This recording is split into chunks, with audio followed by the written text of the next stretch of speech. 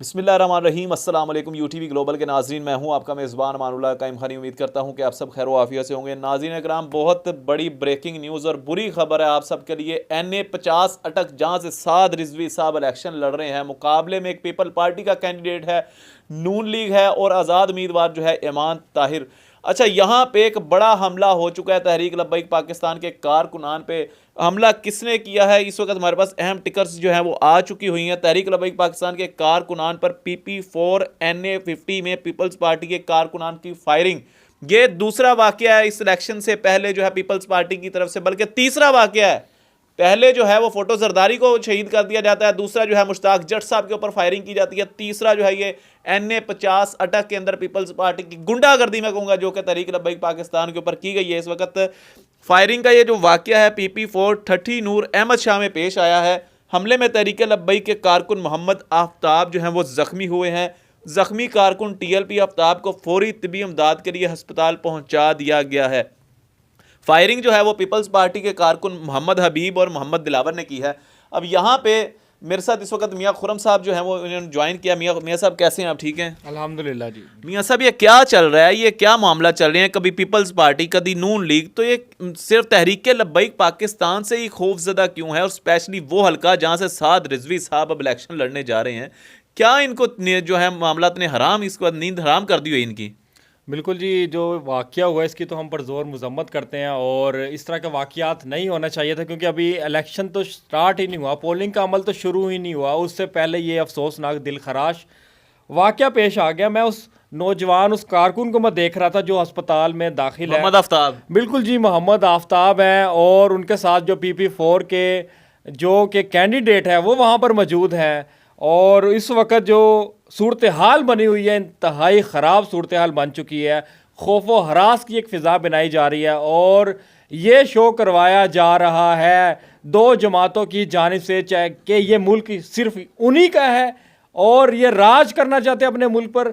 सिंध में देखें तो जरदारी राज है, पंजाब में देखें तो नून लीग का राज है और ये तीसरी चौथी पाँचवीं या जितनी भी जमातें हैं उनको आगे नहीं आने देते।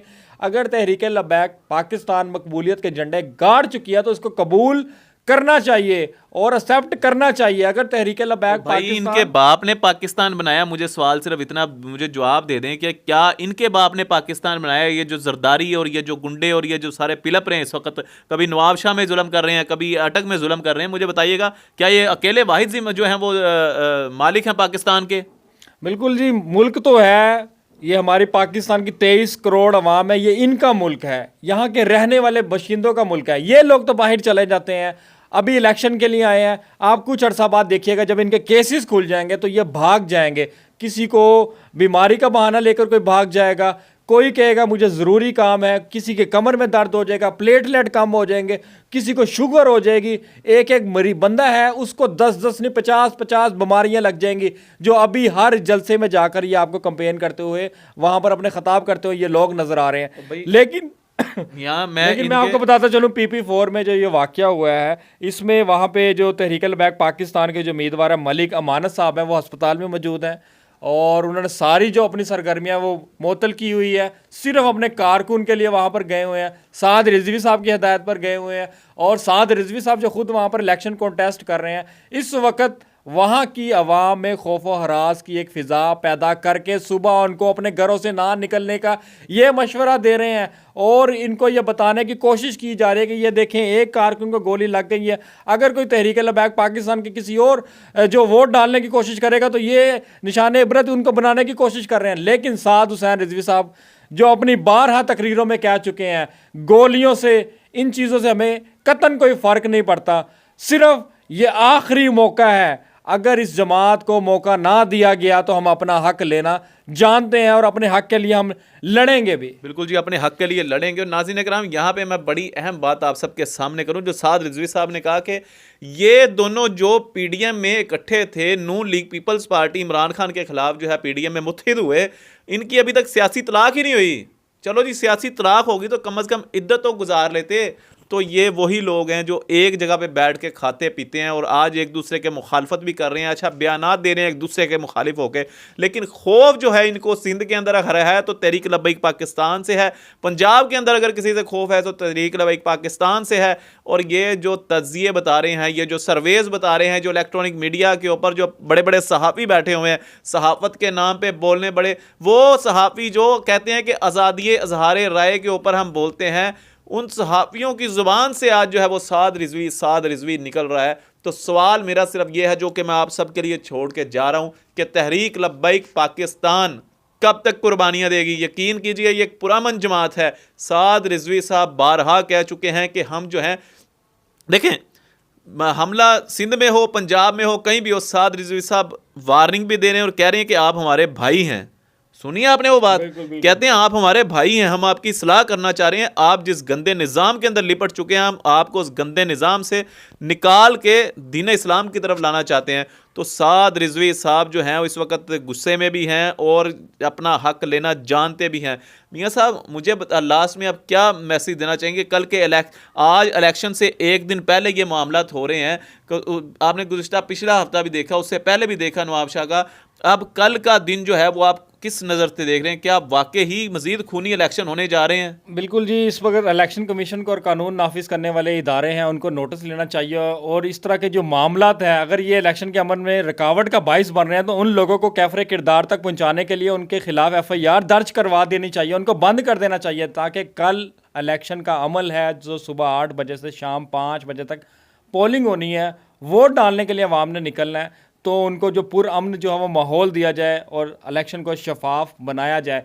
लेकिन लगता तो यही है जिस तरह के 2018 के इलेक्शन में 600 से ज़ायद हलाकतें हो चुकी थी, 600 से ज़ायद लोग जो है वो मारे गए थे, लेकिन ये अफसोसनाक वाक़या पेश आ गया। आज भी हमने देखा कि सुबह 2 धमाके हो गए बलोचिस्तान में, और इन धमाकों की भी मजम्मत करते हैं। इस तरह के वाक़या सारे मामलात जो हैं वो कोशिश की जा रही है ये मामलात बनाने की कि किसी तरह जो है वो इलेक्शंस के अंदर डराया जा सके, धमकाया जा सके, वोट्स के ऊपर जो है वो डाका डाला जा सके। लेकिन बात अगर की जाए साद रिजवी साहब की, तो सीधा स्टेटमेंट जारी हो चुका है कि हम अपना इस बार जो है हक वो पूरा लेंगे। और ये आपने कराची में भी देखा होगा, बागे जिना जो था वो पूरा भर चुका था, और हमने MQM के लोगों की ज़ुबानों से सुना था कि यार हमें जो है वो अल्ताफ़ हुसैन का ज़माना याद आ गया। अल्ताफ़ हुसैन मतलब जब होता था बड़ा एक क्राउड होता था, लेकिन उनके दरमियान और इनके दरमियान एक वाज़े फ़र्क है। ये वो लोग हैं जो कि आशिक़ रसूल हैं, ये वो लोग हैं जो कि रसूलुल्लाह सल्लल्लाहु अलैहि वसल्लम की नामूस पे पहरा देते हैं। इनको और MQM का क्या मुकाबला हो सकता है? बहरहाल ये उनके लोगों की ओपिनियन थी जो मैं आप सबके सामने लेके आया था। तो NA 50 हो या PP 146 हो या नवाब शाह हो या कोई भी इलाका हो, सिंध हो, KPK हो, पंजाब हो, उसके अलावा कोई भी सूबा हो पाकिस्तान का, भाईजान कोई भी शहर हो, कोई भी गली हो, कोई भी मोहल्ला हो, कोई भी गांव हो, एक बात मैं आपको बता दूं, ये वोट जो होता है ना, ये बेसिकली आपने शहादत देनी होती है। और अगर आप ये शहादत पैसे लेके देंगे, अगर ये शहादत आप खौफ से देंगे, अगर ये शहादत आप डर से देंगे, तो आप समझ लें कि अपने दीन के साथ बगावत कर रहे हैं। क्योंकि ये वही शहादतें हैं जो कि इमाम हुसैन ने नहीं दी थी, और आज भी इमाम हुसैन का नाम भी बाकी है और इमाम हुसैन का जो दीन है वो भी बाकी है। तो इमाम हुसैन की तरह, खादिम हुसैन की तरह, साद हुसैन की तरह, अनस हुसैन की तरह डट जाओ, फिर देखें कि दीन जो है वो तख्त पे आएगा। और जब दीन जो है वो तख्त पे आएगा तो इंशाल्लाह तमाम तर मामलात बेहतर हो जाएंगे। बहरहाल ये तमाम तर लेटेस्ट अपडेट्स थी NA 50 अटक से। लास्ट में फिर भरपूर मजम्मत करता हूँ। आप भी कमेंट सेक्शन में अपनी कीमती राय का इजहार कीजिएगा। अपने मेज़बान अमानुल्लाह कायम खानी को मियां खुर्रम साहब को दीजिएगा इजाज़त। अल्लाह निगहबान।